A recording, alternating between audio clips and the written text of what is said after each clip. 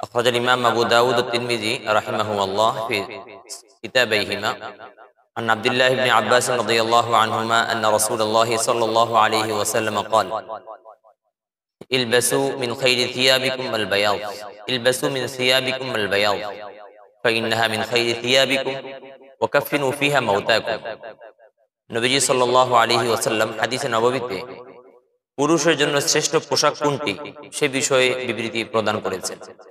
ইমাম আবু দাউদ, ইমাম তিরমিজি রাহিমাহুল্লাহ এই বিষয়ক হাদিসটি স্বীয় গ্রন্থদ্বয়ে উল্লেখ করেছেন।